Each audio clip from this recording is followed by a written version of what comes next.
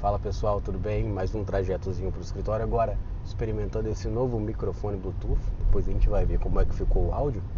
Mas, viu bem, quero falar hoje sobre algumas questões pós, uh, pós-investigação defensiva, quando você de fato vai usar ela e como isso tem trazido para mim alguns alertas e alertas importantes também que eu quero dar para vocês, para que vocês observem na prática, saibam contornar, para não deixar isso evoluir, para que a investigação defensiva não se torne algo contra a defesa ou não se torne uma responsabilidade da defesa exclusiva, certo? A gente sempre fala que o advogado diligente, ele faz a investigação defensiva, mas nem sempre ela vai ser necessária, é verdade. Tá? Nem sempre ela vai ser a melhor abordagem. Tá? Então, a investigação defensiva é uma faculdade, tá? É um direito do advogado enquanto na defesa dos seus clientes, mas não é uma obrigação, definitivamente não é um ônus. Tá? Então, são duas questões que eu quero trazer aqui para vocês. A primeira surgiu num debate lá na Comissão de Penal Econômico, quando a gente falou sobre investigação defensiva, e um membro me fez o seguinte questionamento. Ora, eu tenho um pouco de medo, né? Na verdade é um questionamento com afirmação, né? Eu tenho um pouco de medo, um pouco de preocupação, na verdade, com a acusação começar a dizer que a defesa, por exemplo, não se desincumbiu de provar, não se desincumbiu do ônus probatório no processo criminal, assim como acontece no processo civil, e começar a fazer instruções menos completas, menos complexas, deixando o ônus investigativo para o advogado, um esforço hercúleo para o advogado. Certo? E, não ironicamente, eu experienciei isso na prática. Em uma alegação final, em que foi feita uma investigação defensiva, onde nós identificamos acesso da suposta vítima, era uma investigação defensiva num processo que apurava a suposta ocorrência de ameaça no contexto da Lei Maria da Penha. E essa suposta ameaça foi feita pelo aplicativo Instagram. Dentro do relacionamento deles, eles tinham aquela coisa de trocar senhas, enfim. Houveram acessos da casa da suposta vítima, né, no dia da mensagem enviada para o suposto agressor, que é o meu defendente, né, enquanto ele estava preso. Olha só, ele estava preso, né, ali em flagrante. A gente conseguiu a liberdade na audiência de custódia, a gente mostrou que ele não tinha ciência das medidas protetivas, mas logo depois veio aí essa comunicação de descumprimento. Tá? Então a gente acredita fielmente que isso foi fraudado. A gente conseguiu os metadados no Instagram, fizemos ali a situação. E aí no final, as alegações finais do Ministério Público foram no sentido de que ele deveria ser condenado porque a defesa não se desincumbiu de provar sua inocência. A investigação não foi conclusiva. Olha que perigo, entende? Então, a gente deve veementemente combater isso,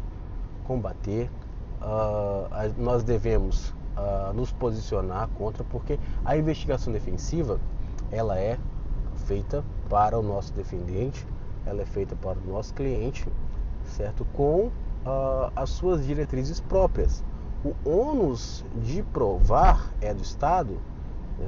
Isso já vem sendo largamente subvertido no processo penal, e a gente não pode dar oportunidade para que a investigação defensiva sofra por essa metamorfose também, né? E mais um instrumento que era para ser positivo, como por exemplo o juiz de garantias e etc. Mais um elemento que deveria ser uma garantia se torna subvertido, pervertido em uma ferramenta de opressão dentro do processo penal à atividade do advogado e também aos direitos do denunciado. Bom, A segunda questão foi quando eu estava numa palestra e aí havia o delegado, um perito e eu falando sobre a produção probatória de elementos de informação, enfim, nas fases pré-processuais, principalmente.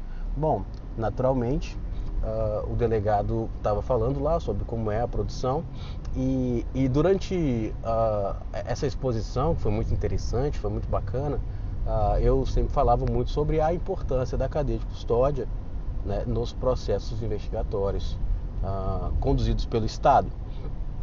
E quando eu fui falar da investigação defensiva, eu falei, olha, a investigação defensiva não tem principalmente uma obrigação da guarda e da documentação da cadeia de custódia, embora seja importante, embora seja recomendado, traz para o documento uma robustez, uma fidedignidade muito maior, uma fiabilidade muito maior, porém o advogado definitivamente não tem essa obrigação quando se trata da defesa do seu representado. E aí eu fui questionado, né? Ué, mas tem que ter também a investigação, se a do Estado tem, etc. Bom, primeiro que a investigação do Estado, ela tem ônus, ela tem obrigações, ela está adstrita a normas.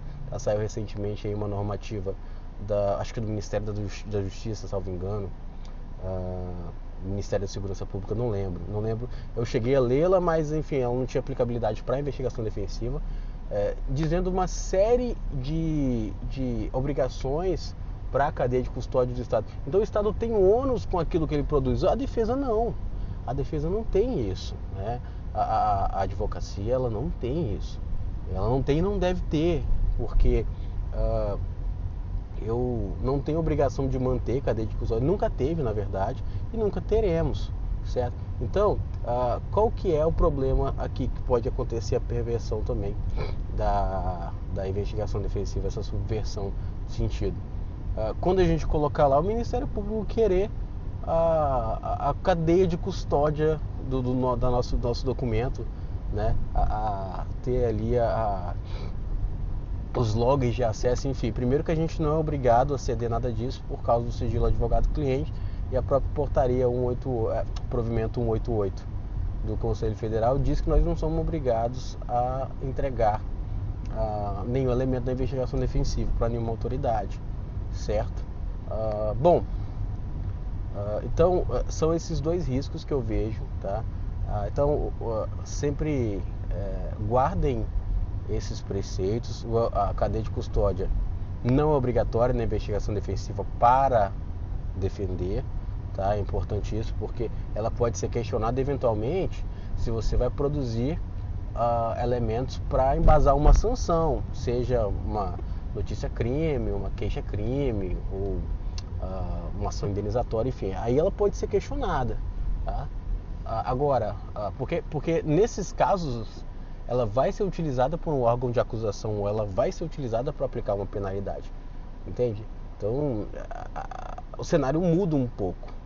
Agora, para defender, não, a gente nunca precisou disso e nunca precisaremos. Então não deixem esses discursos afetarem a compreensão sobre a investigação defensiva.